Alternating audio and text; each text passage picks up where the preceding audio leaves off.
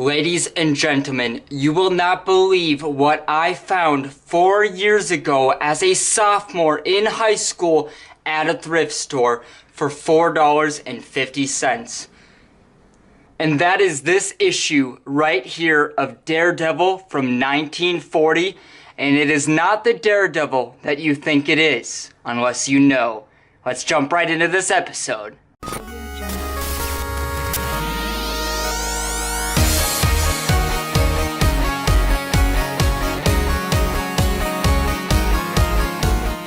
Now, I'm not gonna act like I know way too much about this specific issue right here, which is obviously Daredevil, but I will update you guys from what I have been researching, and this is quite the hidden gem that I happen to get my hands on, and I would just like to share what I am learning, and I will post an update video in the future. But as we go on the inside, I've never seen anything like this at the time when I got it. Daredevil with a red and blue suit fighting a hunchback monster, and there's so many different capes and costumes in here. This was just quite unrecognizable, but what really got me was if you open up to the inside of the book, dead middle, there is a game called Slap the Jap, which you are seeing right here, where you play as American soldiers trying to kill the Japanese and the Nazis. Clearly, this is now dated for World War II, and I have a direction to go with my research. Obviously, it has to be 1945 or earlier, but I'm just gonna kind of showcase some of the artwork right here in the novel because this is so amazing and is so interesting to me. I just think this is quite the hidden gem right here. But I gotta have to do a little bit more research into this novel, which we're gonna see here in a second. Now, the first thing that I wanted to look at was the Daredevil suit. I've never seen a red or a blue suit before, so I started going through website after website trying to find anything that was relatable, and I soon came to the assumption this was not related to Marvel at all. So with a little bit more specific research, I finally found the website that held the character that we were looking for. The classic Daredevil with his red and blue suit, who was made by an publisher, I should say, by Lev Gleason. And here he is right here.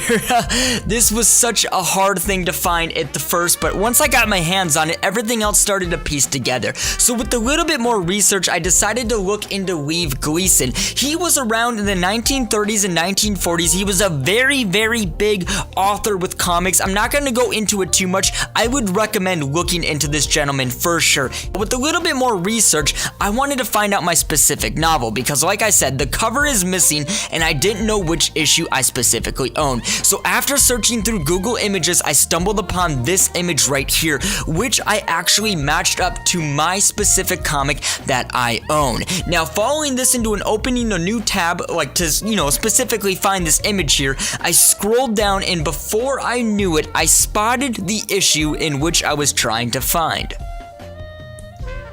Now right here, if we zoom in, it actually says Daredevil issue number 11, and this is where I started to dive down a little bit deeper. Now the first thing I wanted to do was actually go over to eBay, believe it or not, and I wanted to see if anything like this was on the market. So I searched Daredevil Lev Gleason number 11, and to my surprise, there was only one thing listed, and this is actually the front cover only. And how I know this is actually from my issue alone is if you look at the top of the cover that is on eBay, it says play Slap the Jap 2, and there it is right there in the bottom left corner of my comic, which is just another way to clarify the match. And this front cover only is selling for $575. Right there, I knew I had something special that I needed to look up just a little bit more. So I actually headed over to a heritage auction website where I found a listing for the exact Daredevil comic that I have, but this one was back in 2016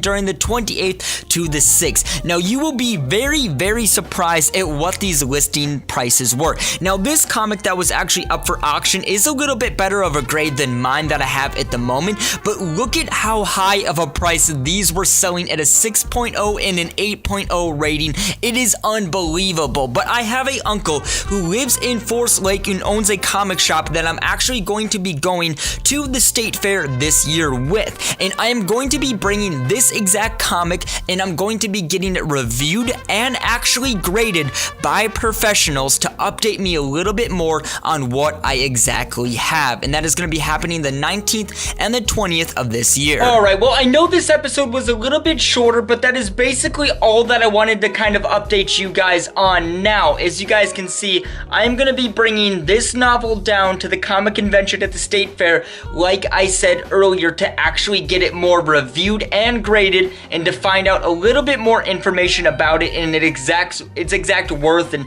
everything else like that. So I will post an update video in the future to let all of you guys know what is going on and kind of, you know, the different states, and I'll probably make a vlog about it while I'm down at the State Fair too, just to kind of show off a little bit of that. But either way, thank you guys, ladies and gentlemen. This was another quick retro review. I know this wasn't too much on the review side. It was more of like a kind of just getting you guys updated for something in the future. But either way, I still thought this was really cool and I wanted to make a video about it. And like I said, there will be a follow-up video to this video right now. Kind of said that weird. In the future, this upcoming May, so you guys can look forward to that as well. But either way, you guys, I will see all of you in the next video. So see you later, guys.